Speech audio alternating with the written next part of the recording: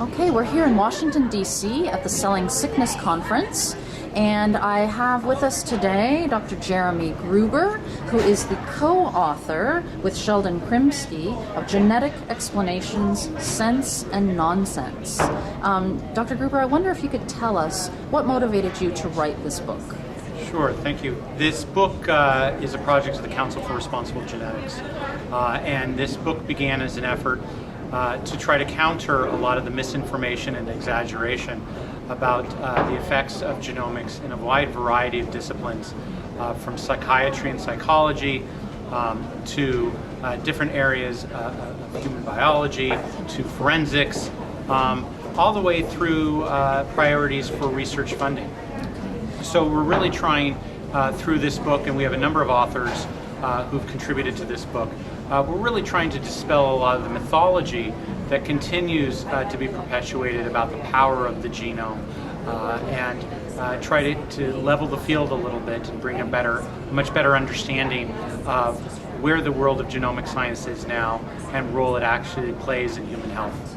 And can you give us an example or two of what some of these myths are about genes and genetics? Well, a lot of the mythology around genetics revolves around a lot of the reductionist thinking that was perpetuated really at the very beginning of the genomic movement, and that continues to saddle that movement today, that genes have associations to particular traits and to particular behaviors, and that's in most cases really not the case. The truth is that genes are really part of a complex ecosystem, and we're just beginning to learn about gene-gene interactions, about gene-environment interactions, and about really the complexity that is human biology, of which the genome is a very small part. And that seems to be a really difficult message to get across to the sort of general public. And do you have any sense of why that is difficult? Well, genetics has become so much a part of the social discourse that we now talk about DNA as a metaphor for just about anything immutable. You can't turn on the TV without watching an episode of CSI. You can't pick up a newspaper without seeing a headline for a new discovery in the world of genomics.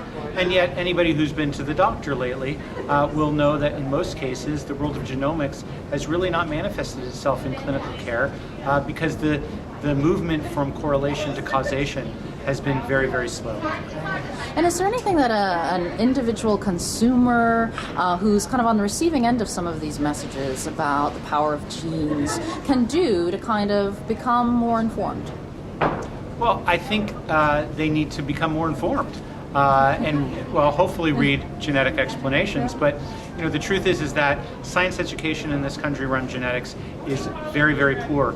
Most adults in this country came of age when genetics wasn't even part of the curricula, and even for those students still coming up through the system now, genetics education has been relatively poor, looking at binary traits like eye and hair color.